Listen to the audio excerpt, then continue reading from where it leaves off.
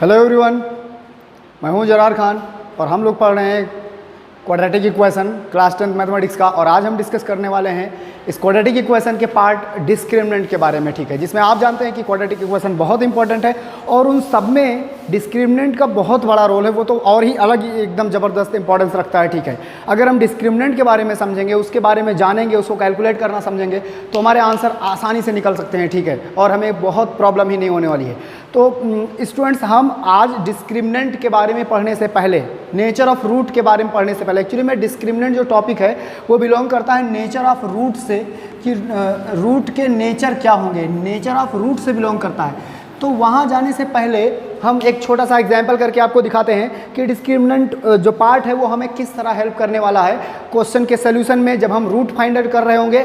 और उसमें भी जब हमें ये जानना हो कि ये जो इक्वेशन हमको गिवन है इसके रूट जो होंगे उनका नेचर क्या होगा, रियल होंगे या इक्वल होंगे या नॉट रियल होंगे, क्या केसेस बनेंगे, उसके लिए डिस्क्रिमिनेंट का हमको उसका नॉलेज होना, उसके कैलकुलेशन का प्रोसेस, ये हमें बहुत ज़रूरी है आना, ठीक है। चलिए मैं आपको एक क्वेश्चन करके दिखाता हूँ। जैसे हमने क्वाड्रेटिक फार्मूला पढ़ के रखा है। क्वाड्रेटिक फार्मूले में आपको पता है कि जो ये पार्ट है x is equal to minus b और plus minus under root b square minus 4ac और अपान 2a। इसमें से ये जो बी स्क्वायर माइनस 4ac है बच्चों, इसी को हम लोग कहते हैं डिस्क्रिमिनेंट और उसको डी से लिखते हैं। ये बात हमने आपको उस लेक्चर में भी बताई होगी और यहाँ पर भी बता रहा हूँ। और इससे जुड़े बाकी के जो पिछले लेक्चर है, अगर आपने उनको नहीं देखा तो आपने बड़ी गलती कर दी है, क्योंकि आप जब तक वो नहीं देखेंगे आप ये समझ ही नहीं पाएंगे कि ये कैसे हो गया। और ये तो डेफिनेशन है, आपने समझ लिया b square minus 4ac equal to discriminant, तो वो बात आपको समझ में आती है। बट आप ये कैसे जानेंगे कि ये क्या है, ये कहाँ से आया, क्यों आया, कैसे आया, इसका यूज़ क्या है, ये सब जानने के लिए आपको पिछले लेक्चर्स को देखना पड़ेगा और उसकी लिंक डिस्क्रिप्शन में रहेगी, आप वहाँ जाके उसको देख सकते हैं। तो अगर मैं आपको बताने वाला हूँ कि ये हमको किसी भी क्वाड्रेटिक इक्वेशन को सॉल्व करने में हेल्प कैसे करने वाला है। एकदम छोटा सा एग्जांपल मैं लेता हूँ, ठीक है, और मैं आपको बताता हूँ। देखिए, आपको सबसे पहले ये कंफर्म है कि आप जानते हैं कि जो क्वाड्रेटिक इक्वेशन है उसका स्टैंडर्ड फॉर्म ये होता है x square plus b x plus c is equal to 0। This is the general and standard form of the quadratic equation. From here, if any equation is given to you, first of all you will compare the given equation with this standard equation and you will equate the value of a, b and c from the given equation. जैसे example के लिए मैं बोलूँ आपको कि मेरे पास एक equation है और वो लिखा हुआ है, एक सिंपल सा इक्वेशन ले रहा हूँ. Now this is the given quadratic equation and we want to find the solution or we want to find the root of this quadratic equation. For that we must compare it with the standard equation to calculate the value of a, b and c. And when you will compare these two equation, you will get a is equal to 1a, x square का coefficient a है, यहाँ पर x square का coefficient 1 है, b is equal to -5, x का coefficient b है, यहाँ पर x का कोफिशिएंट -5 है, c equal to 6, constant term c है, कांस्टेंट टर्म वहाँ पर 6 है। ये आपने निकाल लिया। आपको पता है मैं क्या करने वाला हूँ, मैं यहाँ पर इसका रूट निकालने वाला हूँ। मैं फाइंड करना चाहूँगा कि इस क्वाड्रेटिक इक्वेशन के रूट क्या होंगे। और आपके पास तरीके हैं, कंप्लीटिंग स्क्वायर मेथड है, फैक्टराइजेशन मेथड है और एक श्रीधराचार्य जी का फॉर्मूला है जिसको क्वाड्रेटिक फॉर्मूला कहा जाता है, और वो यहाँ पर लिखा हुआ है और हम उसको सॉल्व करने वाले हैं with the help of quadratic formula.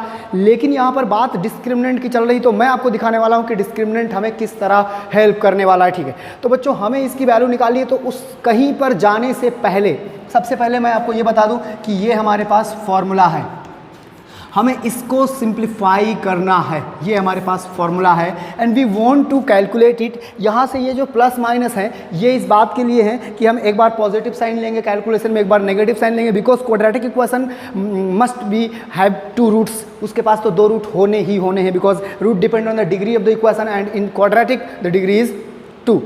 तो ये हमारे पास फॉर्मूला है। हम डायरेक्ट इनकी वैल्यूज पुट करके एक लंबा सा कैलकुलेशन कर सकते हैं, बट हम वहाँ नहीं जाने वाले हैं। हम सबसे पहले क्या करेंगे, डी की वैल्यू निकालेंगे। डी की वैल्यू क्या होती है, बी स्क्वायर माइनस 4ac।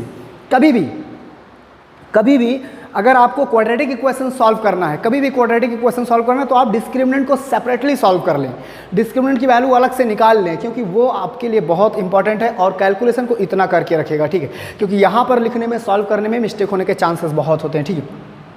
तो अब देखेंगे आप, b मतलब -5 square -4a means 1 and c means 6। तो वैल्यू देखेंगे 25 - 24, यहाँ पर कितना आ गया, d की वैल्यू। एक्चुअली में d ये है और हमें यहाँ पर अंडर रूट d की ज़रूरत है, तो अगर मैं इसका स्क्वायर रूट करने लगूँ तो भी हमें आंसर 1 मिलेगा बच्चों, कोई प्रॉब्लम की बात नहीं।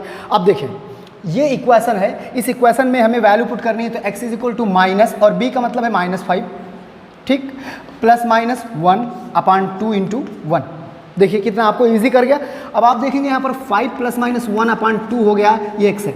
मैं आपसे बोला कि ये प्लस और माइनस इस बात के लिए है कि एक बार हम पॉजिटिव लेंगे और एक बार हम नेगेटिव लेंगे। तो अगर हम पॉजिटिव ले लें x is equal to taking positive, तो यहाँ पर आ जाएगा देखिए 5 plus 1/2 equal to 3, mean 6/2 equal to 3। अगर हम नेगेटिव ले लें बच्चों तो हमें मिलने वाला है 5 minus 1/2 is equal to 4/2 means 2।